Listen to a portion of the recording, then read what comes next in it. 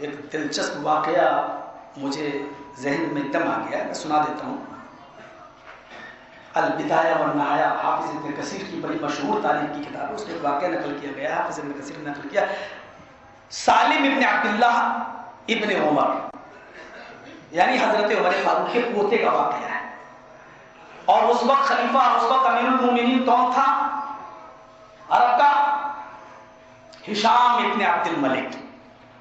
ہشام ابن عبد الملک خانہ کعبہ کا طواف کر رہا ہے، اور اس کی نظر خانہ کعبہ کے طواف کے دوران اس کی نظر سالم ابن عبداللہ کے اوپر پڑ گئی، حضرت عمر فاروق کے پوتے کے اوپر پڑی۔ وہ نہیں جانتا تھا کہ یہ عبداللہ ابن عمر حضرت عمر فاروق کے عمر فاروق کے پوتے ہیں سالم، ان کو نہیں معلوم تھا، لیکن وہ ایسا احرام باندھے ہوئے تھے جس کی قیمت 12 درہم سے زیادہ نہیں تھی، یعنی بہت پھٹا پرانا کپڑا پیبند لگا ہوا۔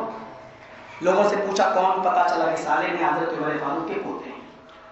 تو دوران طواف جب یہ دونوں آپس میں ملے تو حضرت ہشام ابن عبد الملک نے کہا کہ آپ حضرت عمر فاروق کے پوتے ہیں؟ انہوں نے کہا ہاں۔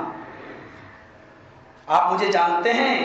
ہشام ابن عبد الملک کو جواب دیتے ہیں حضرت سالم ابن عبداللہ، یہاں تو سب اللہ کے بنتے ہیں، یہ تو اللہ کا گھر ہے، میں آپ کو نہیں پہچانتا ہوں، بس اتنا ہے کہ یہاں تو سب برابر ہیں، آپ اگر کچھ اونچی پوسٹ پر ہیں تو یہ اللہ کا گھر ہے، یہاں سب برابر ہیں، یہاں کوئی اونچا کوئی نیچا نہیں ہے، ہم سب ایک ہیں، آپ بتائیے۔ کہا میں ہشام ابن عبد الملک ہوں، میں خلیفہ ہوں، امیر المومنین ہوں۔ انہوں نے کہا دعا دی، اللہ تعالیٰ آپ کو امانت داری کے ساتھ خلافت حق ادا کرنے کی توفیق عطا فرمائے۔ ہشام ابن عبد الملک کہتے ہیں کہ میں نے آپ کے جسم کے اوپر یہ کپڑا دیکھا، میں چاہتا ہوں کہ میں تمہاری کچھ مدد کروں، فصلی حاجتن، اگر تمہاری کوئی ضرورت ہو تو مجھ سے مانگو، میں تمہاری ضرورت پوری کروں، تمہیں کسی چیز کی ضرورت ہو تو بتاؤ، میں خلیفہ ہوں، میں اپنے دربار خلافت کے خزانوں کو کھول دیتا ہوں، اور آپ کو جس چیز کی ضرورت ہے میں دے دیتا ہوں۔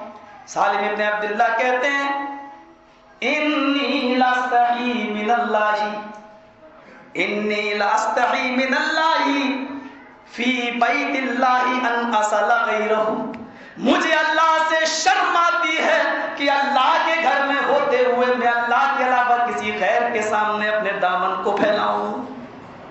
الفاظ پر غور کیجیے، انی لاستحی من اللہ ان اسأل من فی بیتی غیرہ، کہ میں اللہ کے گھر میں ہوتے ہوئے اللہ کو چھوڑ کر اللہ کے علاوہ کسی غیر سے مانگوں، یہ مجھے اللہ سے شرم آتی ہے، اس کے گھر میں اسی سے مانگا جائے گا۔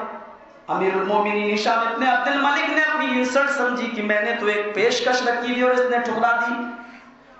آپ سے آپ کے کا حکمر اگر کوئی چیز دینے کے لیے کہے تو ہماری تو زبانیں کھل جائیں گی، لیکن ذرا غور کرو سالم ابن عبداللہ کے جواب پر، اور وہ پھر اپنے طواف میں مصروف ہو گئے۔ طواف کرنے کے بعد مسجد کے کونے میں گئے اور اپنے دونوں ہاتھوں کو اٹھا لیا اور اپنے رب کے سامنے سرگوشی کرنا شروع کر دی۔ نہ جانے انہوں نے کون کون سی دعائیں سالم ابن عبداللہ نے مانگی، اور ہشام ابن عبد الملک خانہ کعبہ سے باہر نکل گیا، ایک بازار پہ پہنچ گیا اور وہاں بیٹھ کر ان کا انتظار کرنے لگا کہ سالم ابن عبداللہ نکلیں گے تو یہیں سے نکلیں گے، جائیں گے کہاں؟ سالم ابن عبداللہ دعا مانگنے کے بعد، طواف کرنے کے بعد، اس قضیے کو نپٹانے کے بعد جب گھر کی طرف روانہ ہوتے ہیں اور اسی بازار سے گزر رہے ہیں، اسی چوراہے سے گزر رہے ہیں، تو پھر ہشام ابن عبد الملک ان کو پکڑ لیتا ہے اور کہتا ہے الآن قد خرجت من بیت اللہ فصلی حاجتن، اب تو آپ اللہ کے گھر میں نہیں ہیں، یہ تو بازار ہے،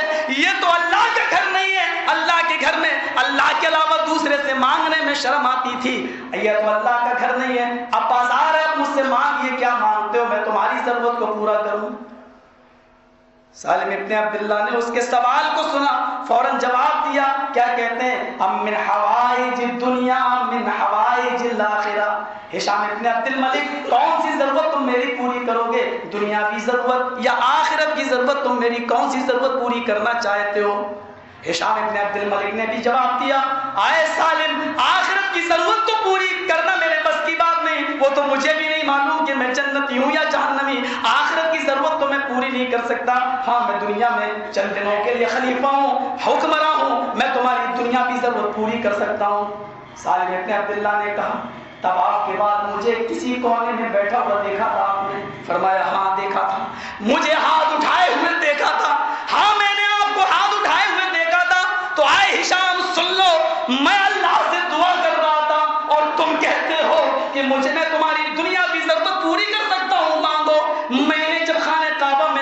مانگی تو ما سالت الدنیا من یملکها، دنیا تو میں نے اس سے بھی نہیں مانگی جو دنیا کا مالک ہے.